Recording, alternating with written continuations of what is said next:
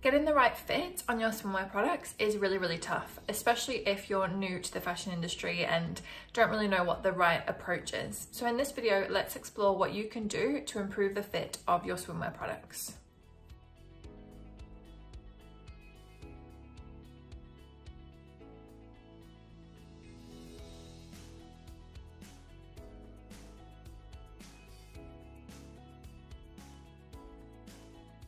If we've not met before, hi, I'm Vicky, founder of the Fashion Business Coach, the platform that helps small and startup fashion brands to launch and scale successfully.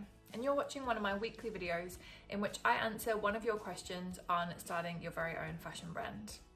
So this week, I want to address a question that I've had from a few people actually, which is about the fitting process for swimwear products in particular, because I know that that one's a little bit tricky and a little bit different from, say, a dress design. So what do we need to do when we're working with swimwear products? So the first thing to know, especially if you're a new brand trying to develop your own sizing for your brand, I wouldn't refer to body size charts. So a body size chart is something that you would see on somebody else's website, like a store's website, which helps you to decide what size to buy. And that's going to tell you measurements if you measure around your bust or your waist or your hips.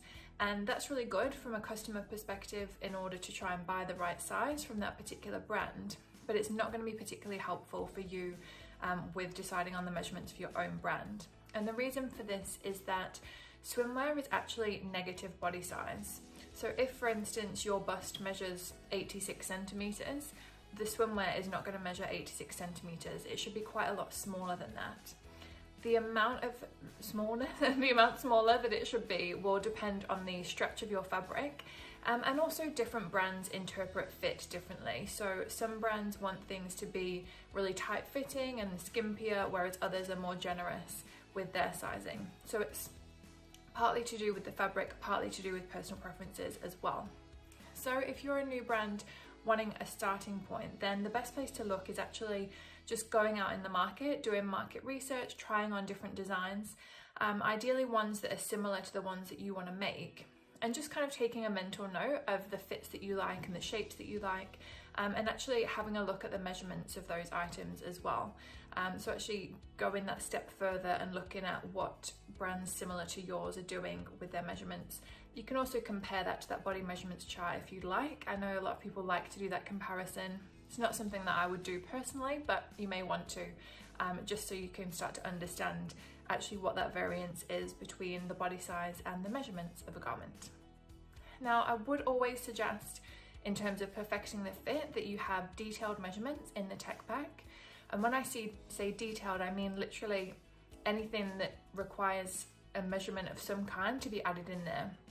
Because I see a lot of tech packs which have just the basic measurements, so maybe like the bust, waist, hips and length on a swimsuit. But actually we need a lot more stuff than that. For instance, we want to be looking at the armhole drop, we want to be looking at any measurements for seam details or for ruffle details, the neck drop, and so many measurements. So make sure that you don't skimp on measurements in your tech pack when you're creating that, and also make sure that you're preparing for the sample process as well. You don't want to be rushing that. You want to allow enough time to have samples made so that you can perfect the fit on a real model. Because as much as you can put a lot of time and effort into your tech packs, and I definitely recommend that you do, you still will need to have a fit process. If you have a really great tech pack and your item isn't too complicated, then you're hopefully going to be able to get sort of 2 to 3 samples and you're there ready to go to bulk production.